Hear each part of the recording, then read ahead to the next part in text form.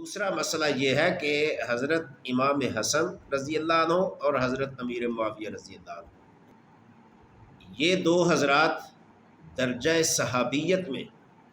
اعلیٰ مقام رکھتے ہیں، اور یہ کبھی کسی نے نہیں کہا کہ حضرت علی رضی اللہ تعالی عنہ کا درجہ جو ہے وہ حضرت امیر معاویہ سے کم ہے، یا امام حسن رضی اللہ عنہ کا جو درجہ ہے وہ کسی سے کم ہے۔ اس بات کا تو کوئی سوچ بھی نہیں سکتا۔ جو مرتبہ اور مقام اللہ تبارک و تعالی نے ان حضرات کو دیا ہے،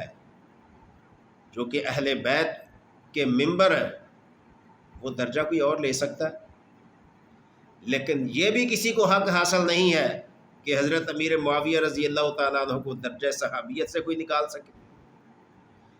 جس شخص کو درجہ صحابیت اللہ تبارک و تعالی عطا کرے، اور جس شخص کو رسول اللہ صلی اللہ علیہ وسلم اپنے صحابہ میں شامل کریں، اس کو کوئی صحابیت سے ہی نکال دے؟ صحابی بننا کوئی آسان بات ہے؟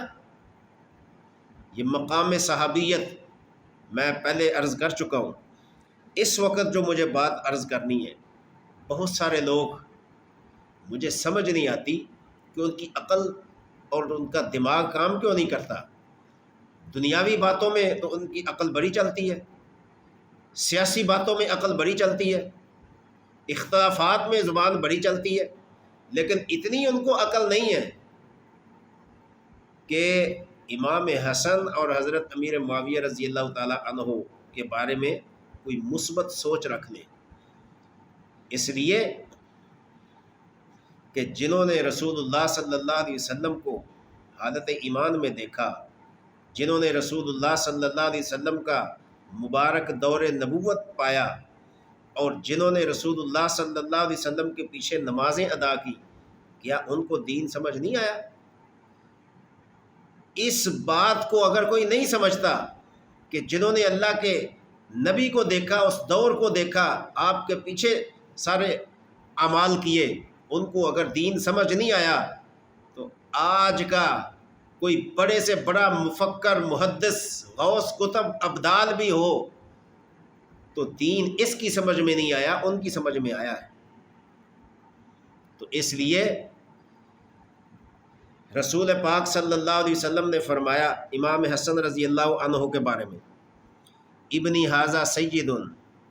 کہ یہ میرا بیٹا سردار ہے، وَلَعَلَّ اللَّهُ أَن يُصْلِحَ بِهِ بَيْنَ فِئَتَيْنِ عَظِیمَتَيْنِ مِنَ الْمُسْلِمِینَ۔ اور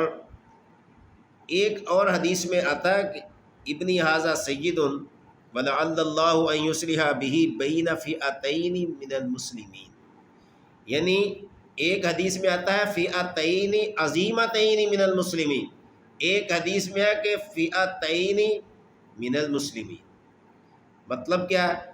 کہ اللہ کے نبی صلی اللہ علیہ وسلم نے فرمایا یہ میرا بیٹا جو امام حسن ہے رضی اللہ عنہ، یہ سردار ہے۔ جس کو نبی سردار کہیں، اس کی کوئی حیثیت اور فضیلت کم کر سکتا ہے؟ یہ میرا بیٹا سردار ہے، اور یہ میرا بیٹا دو مسلمان گروہوں میں صلح کرائے گا، اور ایک حدیث کے مطابق کہ یہ میرا بیٹا سردار ہے، دو بڑے گروہ عظیمتین، جو عظمت والے ہوں گے، یعنی بڑے گروہ ہوں گے، فضیلت والے ہوں گے، من المسلمین، مسلمانوں کے ہوں گے، ان میں صلح کرائے گا۔ کیا یہاں اس حدیث کو لوگ زبان سے تو پڑھتے ہیں، رٹے لگاتے ہیں، ان کو یہ سمجھ نہیں آتی کہ اس حدیث کے الفاظ کو اگر غور سے دیکھیں تو اللہ کے نبی صلی اللہ علیہ وسلم تو دو مسلمان گروہوں کا ذکر کر رہے ہیں کہ